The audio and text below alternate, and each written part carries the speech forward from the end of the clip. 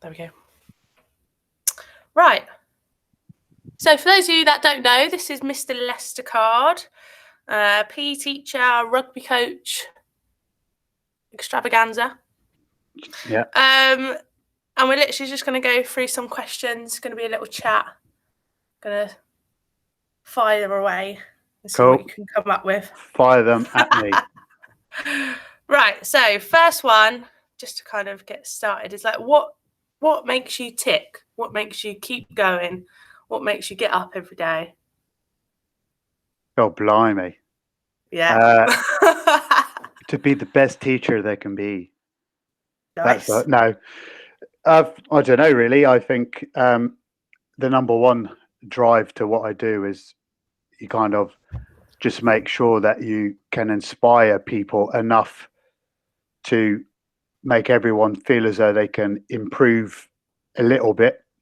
Yeah. And like the goal of what I do is each year, if there's one person that will sort of take on a little bit of what I'm about, it means that when I've popped my clogs, there are people who are like, oh, my PE teacher helped me influence me with this way. And then my mindset and what I'm trying to do lives on, whether I'm here or not.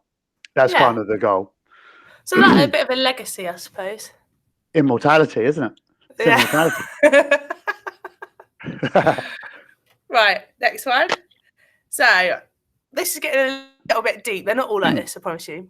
All right. But most like kind of life-changing experience that you think is kind of relatable to younger people, or anything that you found in between the ages of like 15 to 18 that really stood out to you? I suppose as a good one, and it's not necessarily deep yet. We could go deep, but we'll see. A good one was around the age of 15. I was due to take my black belt grading thingamajig for judo. Yeah. And I was in the county set up as well for Hampshire, loads of trials going on. And basically it's like a pressure cooker.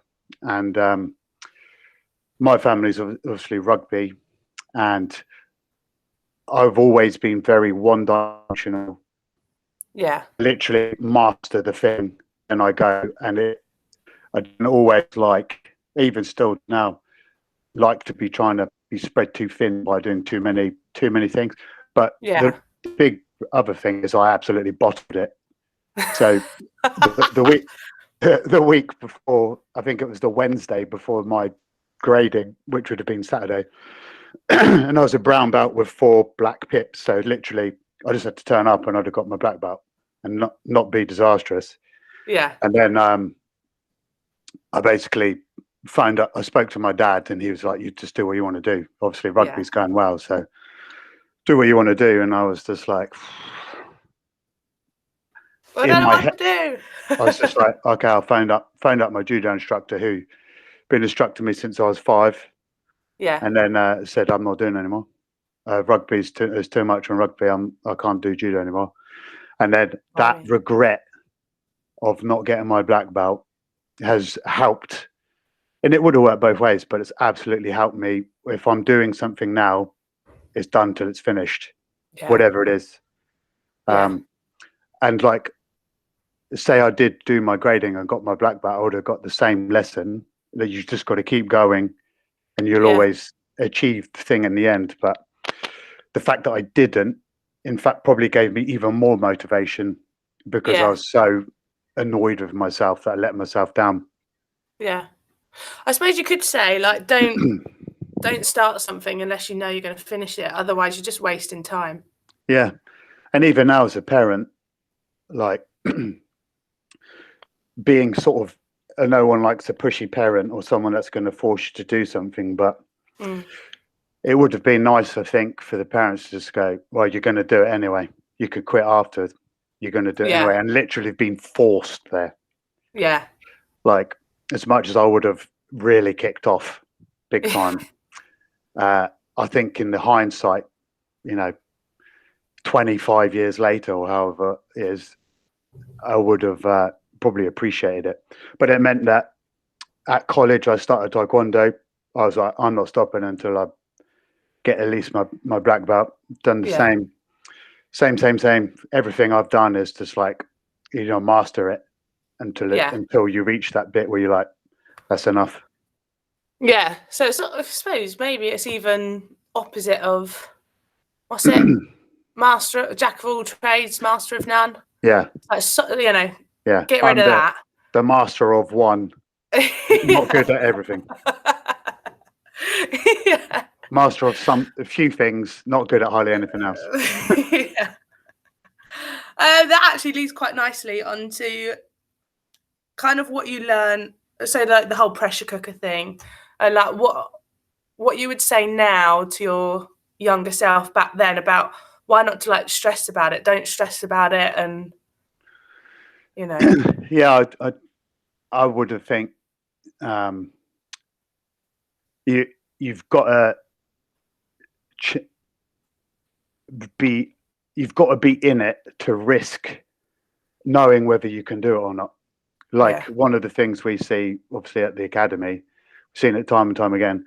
Boys and even the girls now with the girls' academy, they've got so much potential, but you think, I don't want to be in a competition hot pot, so I'm not in it.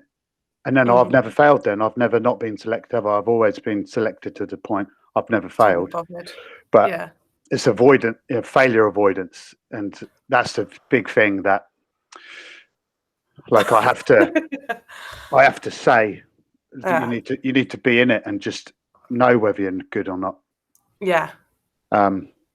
Whereas I think when you're younger, it's easy to rage quit and just go, oh wow, I didn't really care in the first place. But the reality is, it sticks in your head for a long time because even you think, oh, 17, I could have been playing for this or doing that, but because you didn't, you'd be almost 40 thinking about the same thing. So you may as well just get on with it. Yeah. So I'm a massive rage quitter.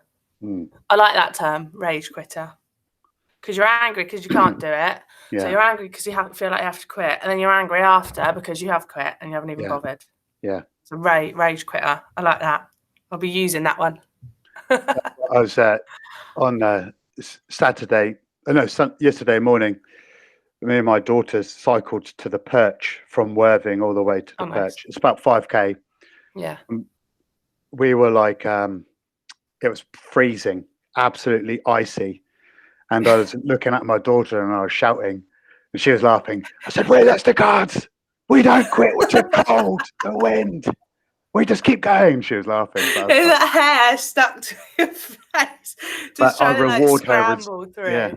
She got like an award for being resilient. Ah, what did she get? Did she get anything or just a star? She gets 5 stars, and when she gets to like 15 gold stars, she can get Coins something. Coins it in. Yeah. But I think it all starts with young, doesn't it? You've got to. Oh God, you've got to be not afraid of a little bit of graft. Yeah. Exactly. So, something that should be taught in schools but isn't. Easy. Creativity.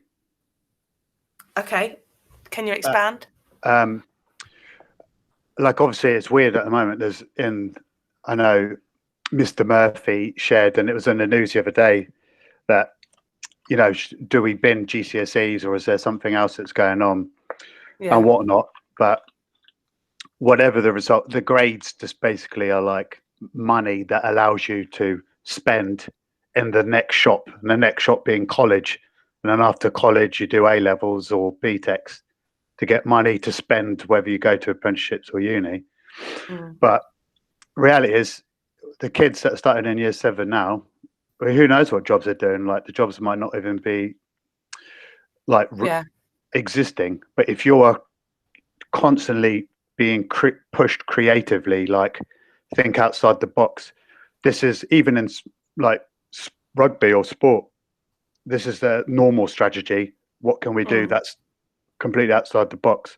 Or how can you make money? that's not different. That's not like a traditional job way of making money. Or if you are creative, how can you use that to maybe become a career thing? So you like designing clothes, or why don't you have a little side business with a little side hustle? Like I love the side hustles that some of the students do. It's creative, and you've got to think, if you are creative, you're almost future proof, because you can always think, right, I'll do this. This is a different way of doing it. And it, sort of makes you stand out. If you are a creative person, you're not a normie. And you'll always be able to sort of find the non-traditional answer. And it's just about, like, my worry is that the kids aren't armed to be future proof, and that's in terms of work, and also, like, you've got to be creative, because you find enjoyment in creativity. There's a really good book called The Book of Five Rings. It's about this ancient samurai, Musashi, and if you know the way of, like, one thing, the martial arts, you know the way broadly for all.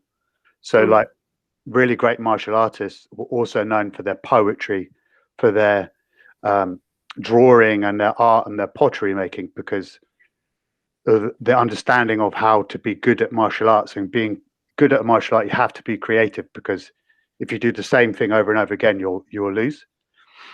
So by encouraging creativity, you can be creative in all of your endeavors.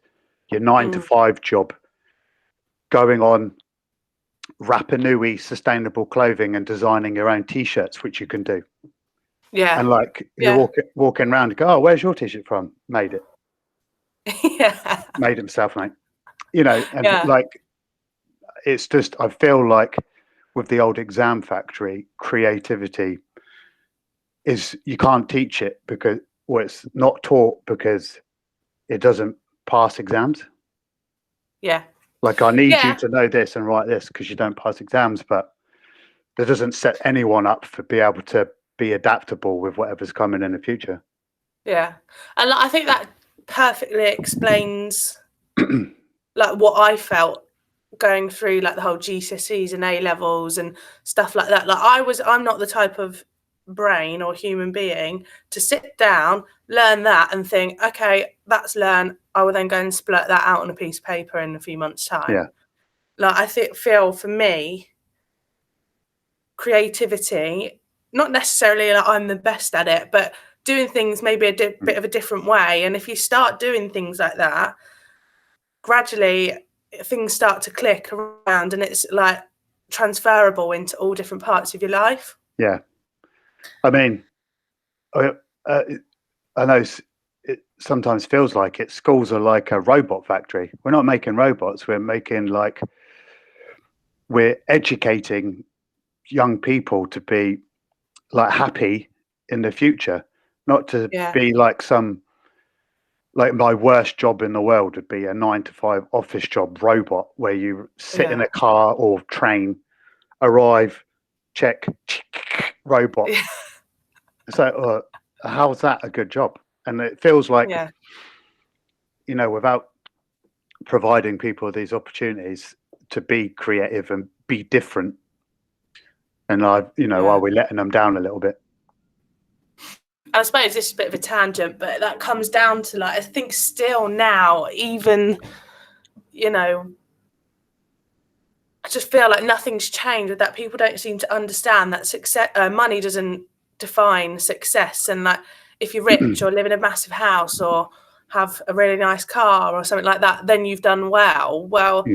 And I just love that kind of saying, if you like, of, well, but then you go behind closed doors and he could be the most anxious, bad-mooded, sad person ever.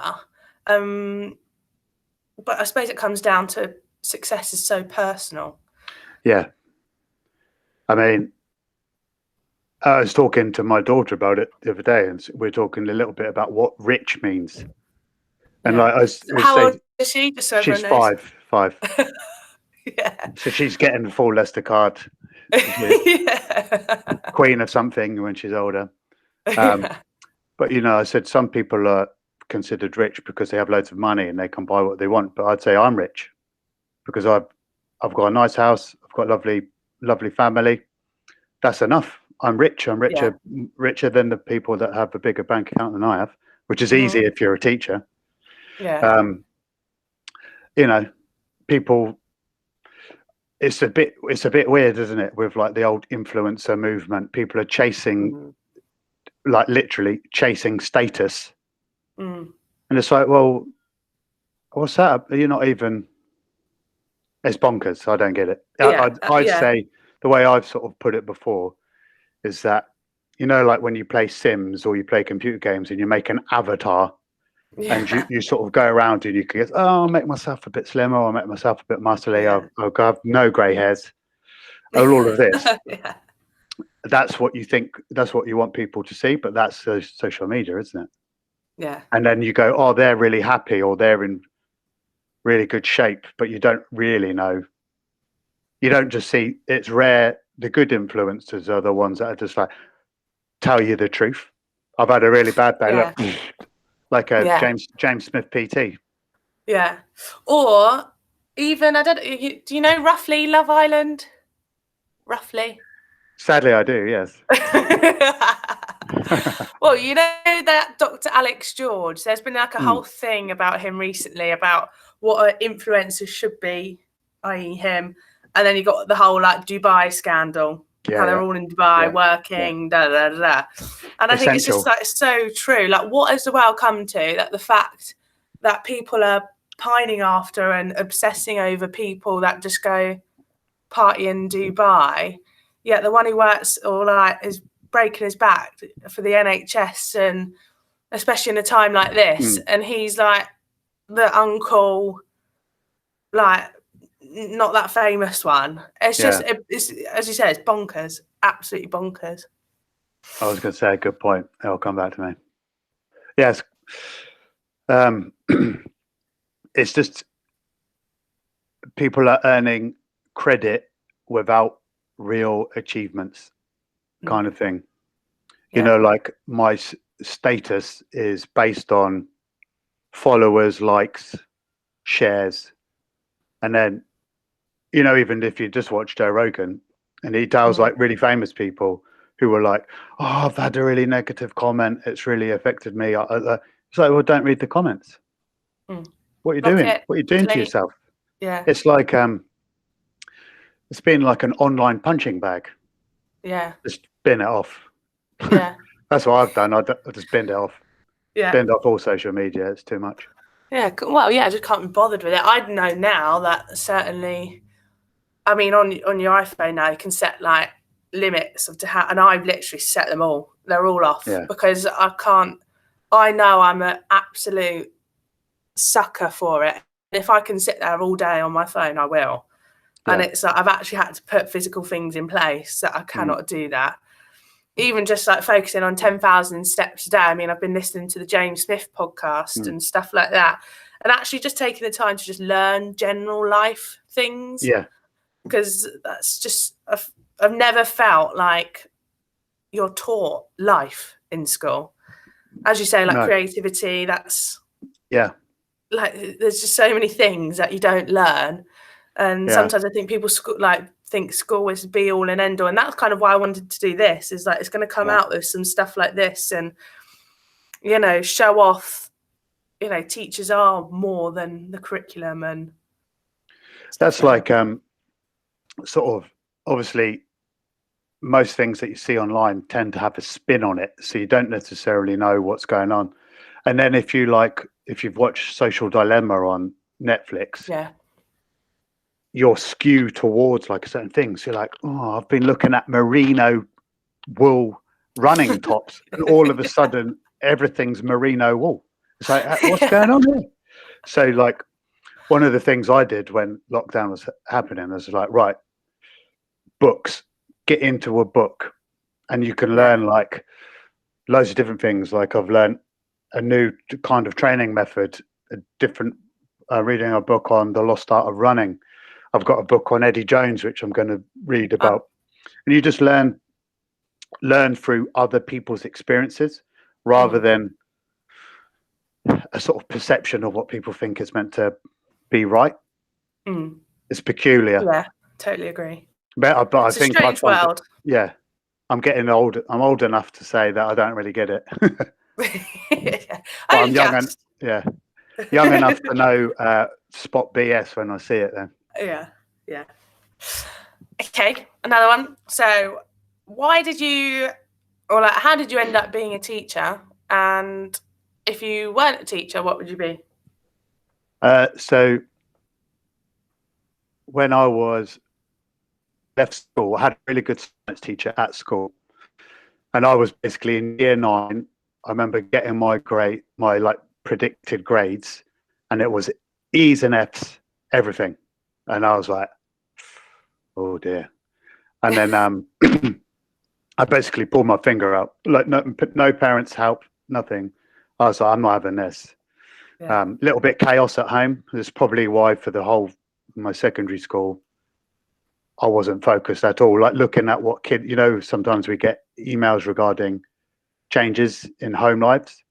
Like there would have never been emails with the change of my home life, but there should have been, and that would have made a lot of sense to the teachers for the first couple of years of school. But I was like, right, I'm gonna try and self-improve, self-master now. Change my cohort a little bit, who I was with, hang around with the super boffin kids, and I'll try and be like them. Yeah, they were like grade A students, NEEKs, I believe they're called. And I was like, right, if I can, people. They're going to be successful, so I'm going to be around them. So, like, my grades weren't brilliant, but they went to C's. But my science teacher was amazing. So when I went to college, I did like biology, chemistry, and physics A level, and I was like, oh yeah, I can do this. But I was going to say, E's and F's in year 9. My chemistry was absolutely horrific because all of my students know that I teach. My maths is like the kryptonite. So like the simplest thing, they'll be like, I was like, someone check this because who knows what I'm going to say. But this, see if that's right. So I had to drop chemistry because it just didn't make sense for me to carry on because I was not way going to be successful. Even with the sort of the black belt lesson, it was like, there was literally no point where I could improve. So I took up PE A level. Yeah. And then because of that, had really good teachers in A level. One of them was he's one of my best mates now, but he was my Taekwondo instructor. And plus I was always sporty, always like sport and martial arts since I was like 5. Sense. He was that. And I was thinking, right, okay, that will lead on to going to university to do sports, not thinking I was going to be a teacher. But I remember because back note, I'd always worked in kitchens and restaurants and stuff, so I could chef and everything as well, like learned how to chef from the age of 16. And then I basically went to uni, finished uni after a gap year and all of that stuff, went traveling, came back from traveling, and then I was like, right, proper job now. And I was looking for like sports marketing jobs, anything. I don't want to be a teacher just because everyone just does this and then goes to teach everything and everything. And then we moved to Brighton because we were like getting out of Portsmouth and everything. Yeah. And then I just got a job as a cover supervisor. And then from there, I was like, see if I enjoyed it.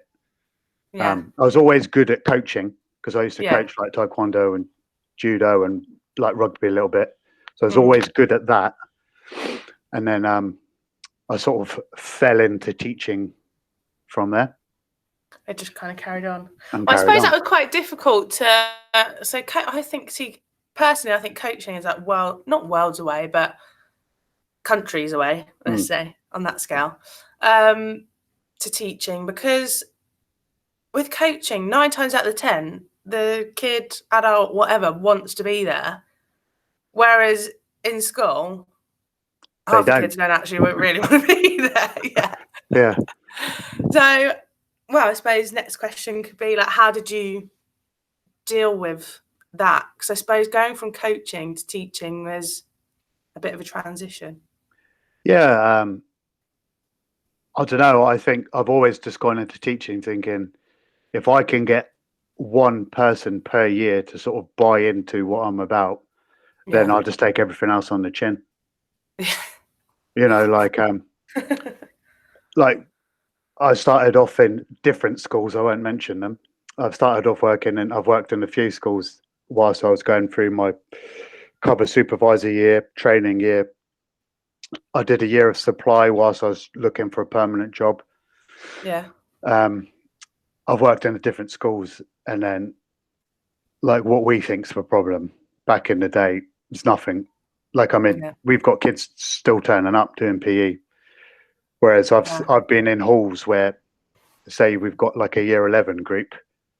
There's about 3 out of a whole year 11 group doing PE, and the rest aren't. Yeah. So, you know, what we complain about, we're doing well. We're doing well. We're doing well. But going back to your question, if I wasn't teaching, I'd either be chefing, which is a hard lifestyle to have a family because of the hours are bonkers. Yeah. Or I was saying I'd be a postie. I'd love to be a postie, or I'd work for the council and do the guy, you know, like trimming the grass outside all day. Pick it. I do that, you know, lovely, simple. I wasn't expecting that, you know. I thought you'd go down, you know, rugby or something like that. Would you? Oh, yeah. I suppose that's what I was expecting, really. I could do that, but there's a difference between coaching and teaching, I think. Yeah. I think now with everything that's happening, they're becoming the same. Yeah. But, you know, like having to organize like a PT class or doing strength and conditioning and having to go through the hurdles of making someone buy into what you're doing and recruit. I just don't, if I'm honest, if I were to do PTing or strength and conditioning, if people weren't willing to push themselves properly, I wouldn't be able to do it. Yeah. I'd be like, don't bother then. Yeah. If you're not really going to if you're going to give me some excuse, don't bother. That's probably why I'm not very good at that. So I'm just like, well, why are you here? Yeah. Okay, down a bit of different avenue now. So in terms of fitness industry, stuff like that, an icon of yours? A fitness industry icon. They've obviously changed through the timeline. Yeah. Obviously, growing up, you had body icons such as like Arnold Schwarzenegger, Stallone. Yeah. And then also Bruce Lee and Jackie Chan were like massive icons for me. And someone like Bruce Lee was like a pioneer in strength and conditioning before anyone else. And sort of leading to where I am today, people like Paul Chek. He's a little bit woohoo for some people, but he's someone he's like an elite physical strength and conditioning coach. Yeah. But he links to the spirituality, whole body. Like if you've got something holding you back mentally because of what's happened in your past, you're going to have a physical issue. So Paul Chek, a Russian coach called Pavel Tatsuin. Literally, the Russian methods are like unreal. And my latest man crush is a guy called Mike Salemi, who's like a kettlebell. Oh, right. Kettlebell master. You know. Yeah. They're the kind of people I go to because it links with science. Yeah. Sort of the whole mental social health, and then also a lot of it is task mastery, not just physical appearance. Yeah. And I love it. Like I literally just watch it, go train. And another side one is a guy called Chong Ji, who's like works on fascia training. So there's loads like connecting. If you imagine like our muscles as the meat, and around the muscles is the fascia, which is like a sock. And they in ancient Tai Chi, they used to call it the silk web, because they knew that the key to, like, you know, in the old kung fu movies, like, oh, it's so strong. It's because they would train the silk web, which means you can like contract with more force and everything than normal.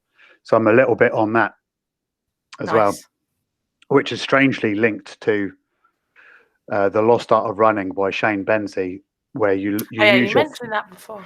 You use your fascia to give you basically free energy so you can run more efficiently. So it's all linked together. Yeah.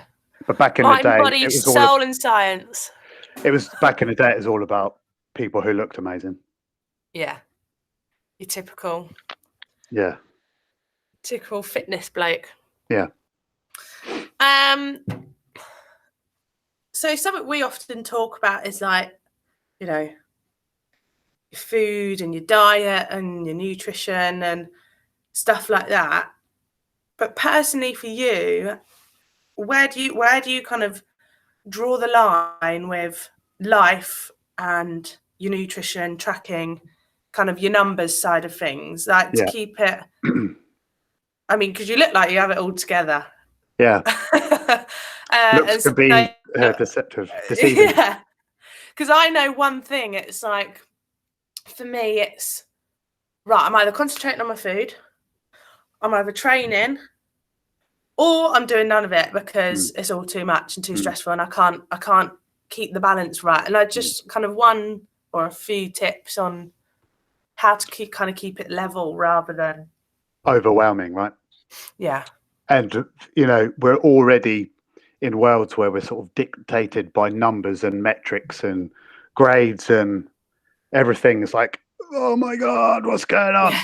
But there's a good book above my desk called Unplugged. Oh yeah. And essentially, you use technology to learn new habits. Once you've learned the new habit, you let the technology go. Like years ago, I've always been pretty good with my eating and nutrition stuff. When you look back, it's absolutely awful what I used to do to try and make weight for like taekwondo competitions and stuff, and a clue compared to what I know now. Yeah. But there was a bit when I thought I was awake, and this was at the same time I was doing my nutrition coaching course. I thought I was awake, but I'd never tracked anything. And I was like, God, I seem really lean and everything. What's happening? I weighed myself and I was like 10 kilos lighter than what I thought I was. So I used MyFitnessPal, got to understand, and it didn't involve me changing what I was eating. It just gave me an understanding of how much I was eating, and so on. So I used MyFitnessPal to get to where I needed to be. Then, because I just kept everything the same, I can bin off MyFitnessPal. I don't need it anymore because I know what works. I know how it's not working. Then other things like a Whoop strap that I was wearing. Yeah. You wake up every day. This is the amount of sleep you've had. This is your recovery score. This is your breathing rate. This is what happens because you've done this, or you haven't had a cold shower. So you've done this. You didn't stretch before bed, blah, blah, blah. So literally got all the information after 6 months, wrote it all down, keep that as the habit of my daily habits, bin off the Whoop strap. And then with my training, what is my goals right now? What exercises fit those goals?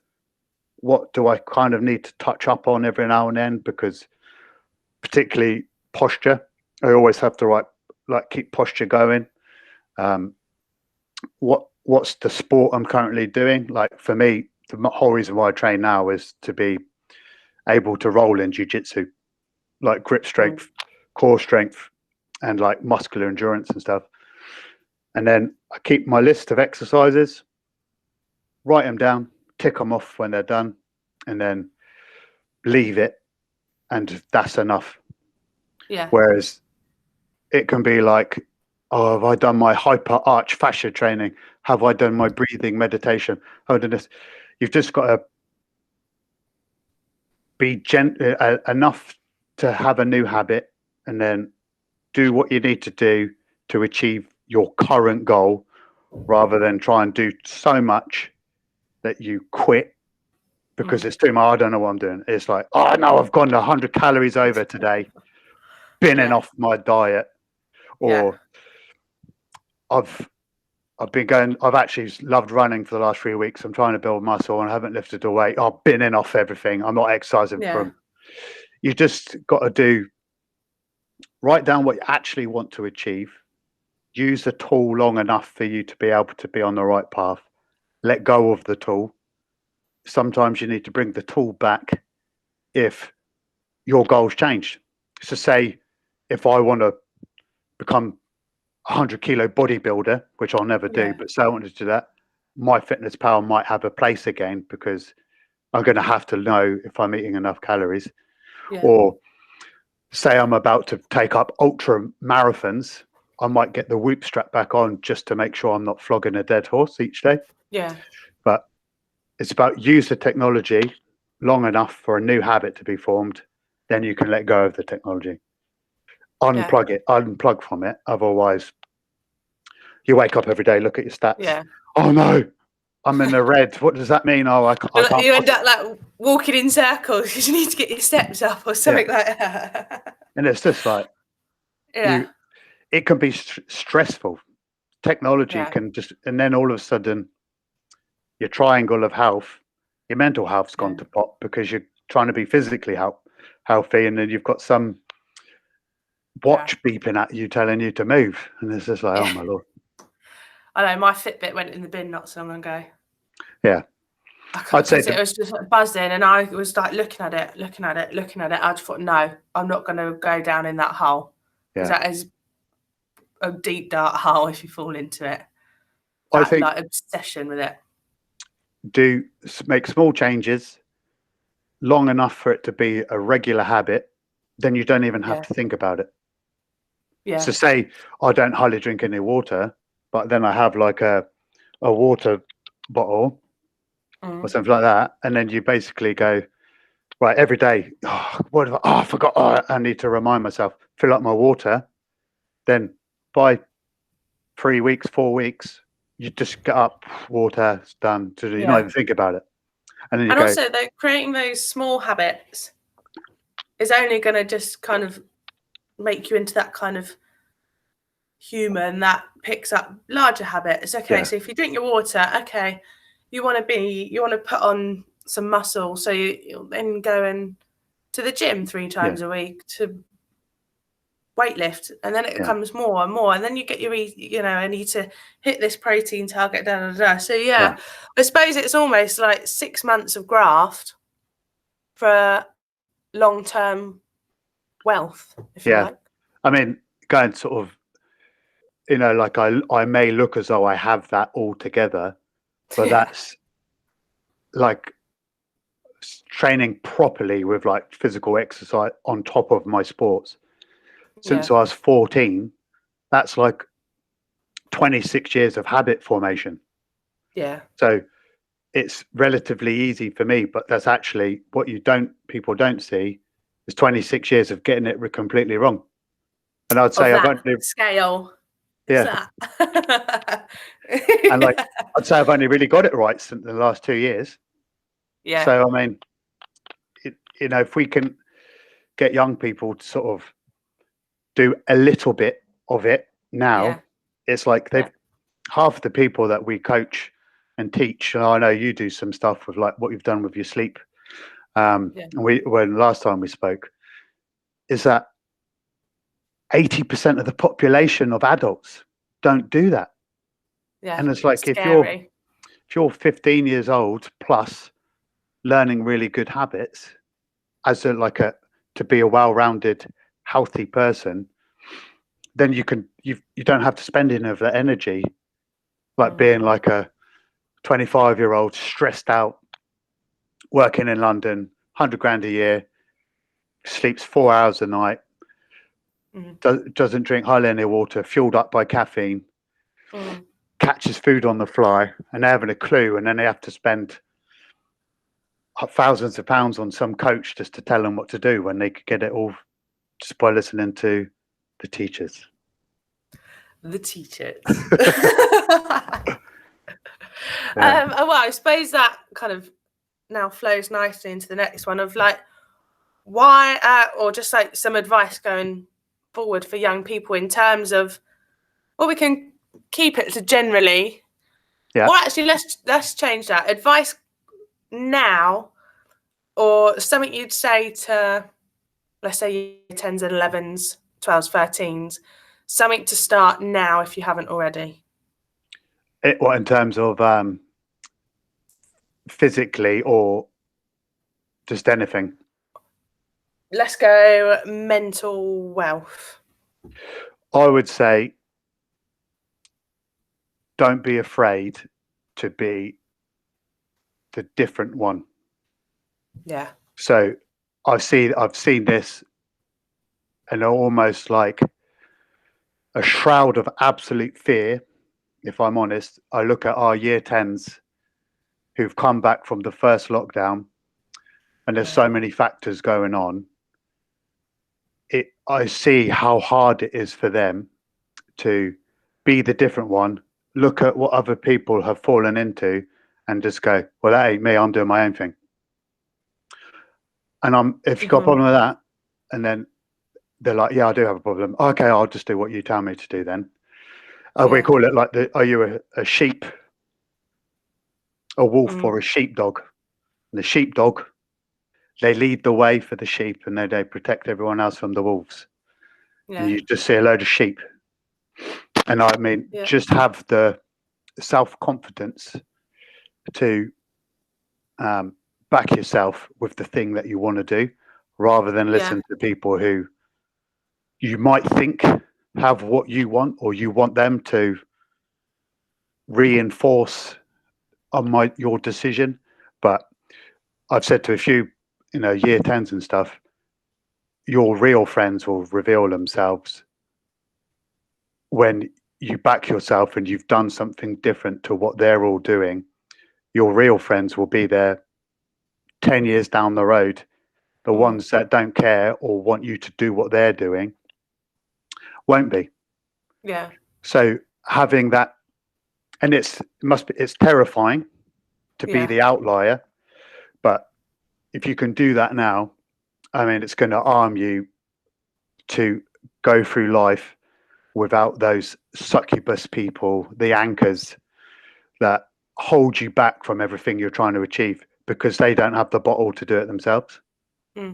Or even like flipping that on its head a little bit. It's like, if you are that person, you can find that kind of like inner strength from the deepest, darkest pit, and you can be creative or excel in something that nobody thought you would, or not even maybe let's scrap success, but just start being a better person and happy in terms of then if you're an example, if you can set that example, all those anchors are gradually going to fade away and all start coming up with you, and it's just going to be such a more positive and like amazing playing field, rather than having those, that we're the goodies, they're the baddies. Why can't everyone be good?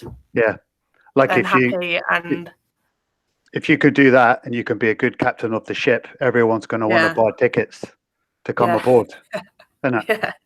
It's just go, well, you come and take part if you want. I don't mind. Lead the way. And like some of the best ways to make people change, if you're disappointed with the change or the lack of change some people have, is you simply model what you want to happen, and then they will change based on the way you model the behavior you want or the action you want.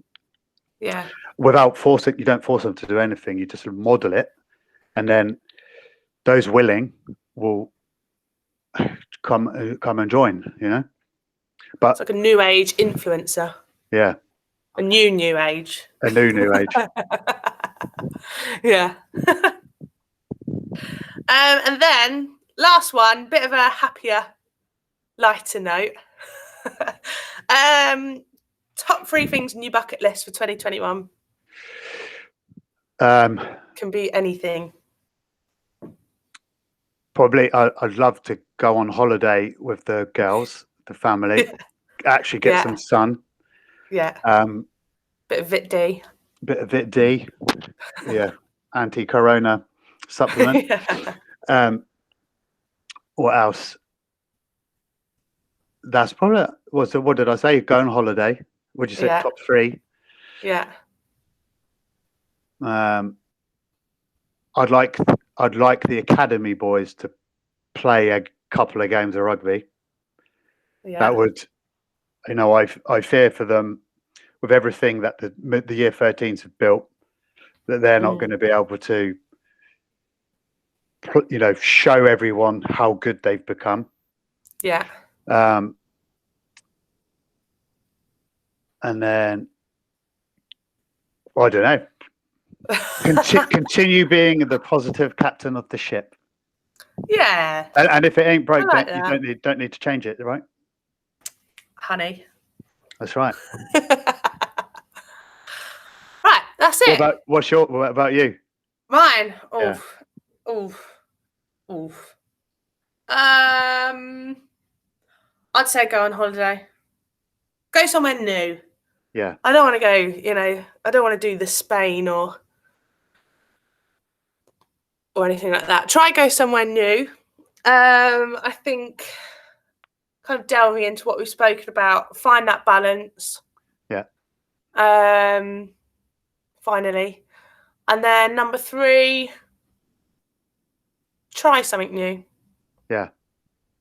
Very good. Whether that's like a hobby or something like that. Yeah, try something new this year. Because why not?